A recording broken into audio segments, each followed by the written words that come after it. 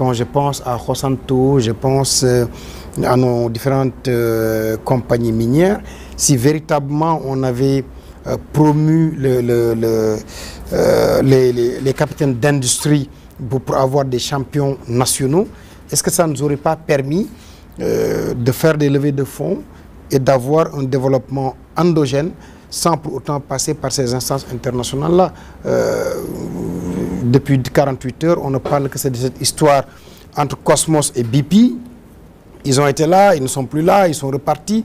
Nous ne détenons que 10% quand même de ces réserves pétrolières.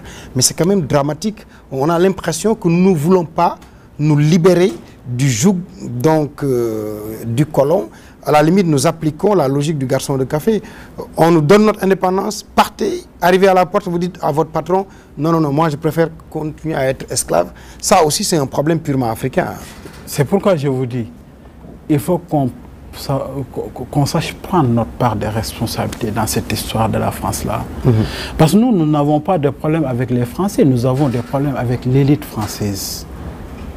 Il y a une distinction à faire. Tout à fait. Entre les Français qui vivent, certains Français ne vivent pas bien, ils sont comme nous. Et l'élite française qui veut nous maintenir dans une parfaite dépendance, mais avec l'infantilisme, avec la complicité de nos dirigeants. Certains de nos dirigeants, si j'ose dire. Mais maintenant, les ressources endogènes dont vous dites c'est la solution. Le Sénégal n'est même pas un pays pétrolier, c'est un pays gazier. Ouais. Il y a des villes qui vont sauter à cause du gaz. Oui, c'est clair. Le zircon va faire disparaître la zone des Niayes. Donc, Ben, vous avez de l'or, vous avez du pétrole, vous avez du gaz, vous avez du zircon. Vous avez de la terre. Je découvre le manganèse à Kidira aussi. Manganèse à Kidira. Donc, Ben, qu'est-ce qu'on a à faire avec un fonds monétaire qui nous dicte la conduite à tenir? Moi, j'ai un souci. J'ai un vrai souci. Parce que tantôt, vous avez parlé de ces ressources en Afrique. Est-ce que, Ben, je ne te parle même pas de pétrole d'or. En Centrafrique, vous avez des diamants bleus. En Centrafrique, vous avez des diamants bleus, en fait. L'Afrique, c'est un scandale géologique, comme le disait l'autre. Mais des fois, ce sont des zones de non-droit occupées soit par des rebelles, soit par des djihadistes, parce qu'il y a une question sécuritaire qui se pose avec beaucoup d'acuité. Tout à fait. C'est le cas au Mali, c'est le cas au Burkina, c'est le cas même des fois dans certains pays du Sahel comme au Tchad. Parce que avec Kadhafi, on arrivait à fixer ces djihadistes. Ouais. Et avec Blaise Compaoré, quoi qu'on en dise, il faisait de la sous-traitance avec Kadhafi. Tout à fait d'accord. Il fixait.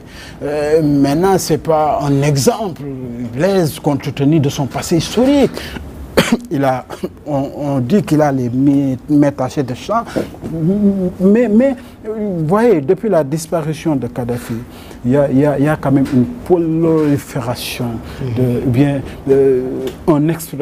un fondamentalisme islamique de plus en plus en vue qui est à nos portes ici au Mali, un territoire très difficile à gérer parce que le Mali c'est cette fois le Sénégal de superficie. Ah, plus de 1 million, 200 000 km². C'est cette fois le Sénégal. Moi j'ai fait des régions au Mali comme Gao, non pas Gao autant pour moi, comme j'ai fait Koulikoro, j'ai fait l'autre région. Vous avez Sikasso, Kaï. Donc, mais c'est très éloigné. C'est très éloigné. Parce que de Bamako à Tombouctou, c'est 1300 km. Voilà. De Dakar à Bamako, c'est 1300 km. Donc, vous voyez, j'ai fait la moitié, moi. Et un peu plus de la moitié, parce que Koulikoro et Bamako, c'est 62 km, 80, 60, quelque chose comme ça. J'ai été jusqu'à Sikasso et tout. Donc, je connais un peu véritablement ce que les gens se manquent. Il n'y a pas véritablement... dans nos, et c'est la plupart dans nos États africains. Il n'y a que les capitales, il n'y a que les capitales qui ont des réseaux viables. Encore que dans les capitales, ça manque encore si vous allez dans certains endroits dans les capitales, c'est pas ça. Mais le reste, c'est des villages, c'est des bourgades qui n'ont aucune infrastructure de base. Et ce décalage-là entre ce que devraient être des villes et le reste des territoires, c'est juste énorme. C'est juste énorme. Les populations n'ont pas le minimum. Et surtout les déserts médicaux. Surtout les déserts médicaux. Aujourd'hui, vous quittez Dakar, vous allez à l'intérieur du Sénégal, on te dira que non, il n'y a pas de spécialiste de gynéco, ou bien il n'y a pas un pédiatre. Mais que fait-on de ce système de santé qui doit choisir, qui doit vivre et qui doit mourir? Parce que ce système de santé, c'est ça. C'est le système qui choisit, qui doit vivre et qui doit mourir. Ouais. Pour vivre au Sénégal aujourd'hui, non seulement il faut avoir de l'argent si on est malade, et même si on a d'argent, tu peux arriver, on te dit qu'il n'y a pas de plateau médical. Je donne toujours l'exemple des Grands Brûlés. On n'a que 3 lits spécialisés pour ça, sur l'ensemble du territoire sénégalais. Sur 18 millions, voire 19 millions de Sénégalais, vous faites le ratio, c'est juste... Ça, c'est une politique de santé, ça, c'est du n'importe quoi, c'est un pilotage à vie. Donc, je pense qu'on gagnerait quand même à dire à cette élite intellectuelle qui est en faillite, cette élite politique, elle est en faillite, que ce soit des deux côtés. Parce que ceux qui se disputent les candidatures, j'ai l'impression qu'ils font la même chose que ceux qui sont déjà au pouvoir. Vous les voyez avec leurs belles voitures là, avec leurs grosses voitures. Ils sont déjà même plus inaccessibles que... On a dernière question, 264 candidats à la candidature, c'est excessif. C'est une dévalorisation de la fonction présidentielle. Ou aussi, en 2024, on pourrait se retrouver avec un président sorti de nulle part, pratiquement pas connu, et qui n'aura pas fait ses grandes écoles, qui n'aura pas été dans le système et qui propose autre chose, puisque les Sénégalais ont quand même envie de vivre mieux.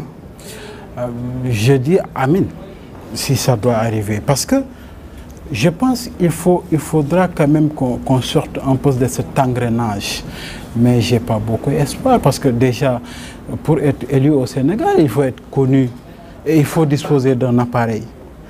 Parce que le niveau de conscientisation que les intellectuels et la société civile devaient faire pour qu'on puisse avoir cette chance-là, cette petite chance dont vous parlez... Même la presse. Hein. Même la presse, la société civile, c'est la presse. Ouais. C'est elle qui devrait être la véritable société civile. Mais aujourd'hui, on a une presse divisée, un pays divisé, où véritablement les gens se regardent en chien de faïence. Et vous voyez ce que ça, le prochain président, il a du lourd sur la table.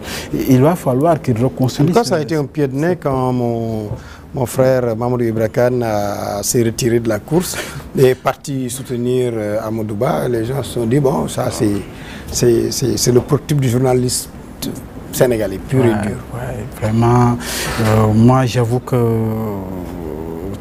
Alors si on connaît l'homme, il était très acerbe au régime de Wade. Hein. Ouais. Et je pense, même Wade, il a eu à sanctionner un peu des fauteurs de troubles, de ceux qui ont un peu détourné à l'époque. Mais celui qui est là, moi j'ai jamais eu connaissance de quelqu'un qu'on a accusé de détournement de deniers publics et qu'on a sanctionné. Je n'ai pas eu connaissance, si vous savez, dites-le moi, mais je n'en ai pas vu. Et si vous étiez aussi critique à l'égard d'un régime et que là, vous retournez avec un régime qui n'a pas fait mieux en termes de bonne gouvernance, aussi bien dans la justice que dans les finances, peut-être. Parce que cette bonne gouvernance de la justice, il faut la relativiser, à mon avis. Si ça concerne les hommes politiques, c'est vraiment un souci. Mais si la justice, de manière générale, mais moi j'ai beaucoup de respect pour les magistratures, pour les énarques que j'ai un peu, voilà, parce que surtout pour nos forces de l'ordre. Ces gens-là, je les remercie beaucoup parce que... le président les a bien censés hier. Moi je pense qu'il le faut. Qu'il le faut parce que il faudrait, malgré nos divergences, que les gens prennent le pouvoir par l'élection. il faut, malgré nos divergences, que les gens prennent le pouvoir par le... C'est la forme démocratique la plus achevée, Ben. Ça a ses tares, ça a ses imperfections, mais c'est le chemin qu'il faut suivre. Daouda, je vous remercie. C'est moi qui vous remercie, Ben. Ça a été un plaisir. De toute façon, il faudra vous habituer à lui. Je ferai